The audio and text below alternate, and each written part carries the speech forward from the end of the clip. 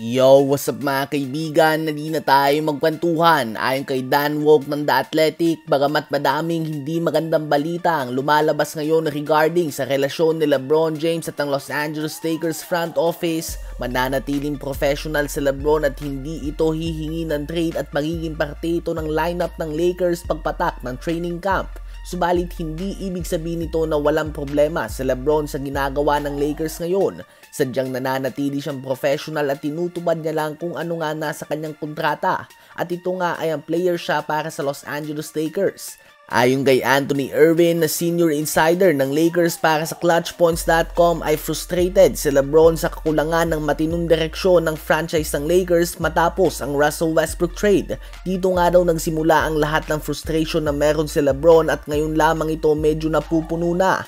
So ayun nga po mga kaibigan, makikita nga natin kung maayos pa ba ang relasyon ni LeBron at ng Lakers front office bago mag-umpisa ang susunod na NBA season. Ano ba masasabi nyo tungkol dito? Ngayon ay tumungo naman tayo kay Giannis Antetokounmpo. Ibinalita ng Milwaukee Bucks president na hindi nila ititrade si Giannis Antetokounmpo ngayong off-season. Syempre bukod na lang nga kung si Giannis mismo ang humingi ng trade. Kasama ng balita na ito ay ang ulat ng kanilang GM John Horst na elite sa pagiging point guard si Giannis at nagiging totoong point guard na ito na kayang magpatakbo ng isang opensa.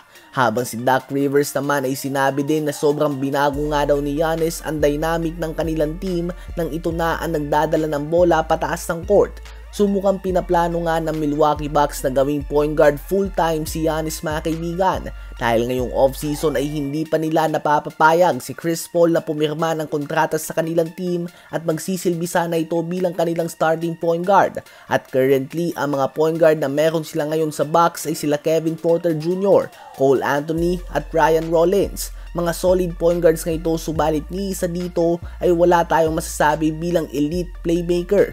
Kahit na hindi totoong posisyon ni Giannis ang pagiging point guard, posibleng siya pa nga ang pinakamagaling na playmaker o facilitator ng kanilang team. Ganun pa man kung gagawin nito ng Bucks ay napakadami na nga ng hinihingi nila para kay Giannis.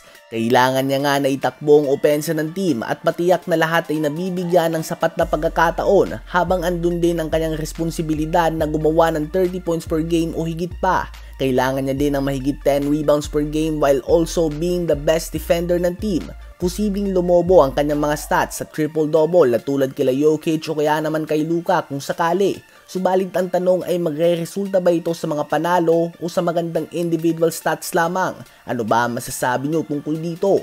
I-comment yan sa baba at aking babasahin yan. Huwag kakalimutan na mag-like, mag-subscribe at i-hit ang notification bell for more updates at kwentuhan. Maraming salamat po sa inyong lahat.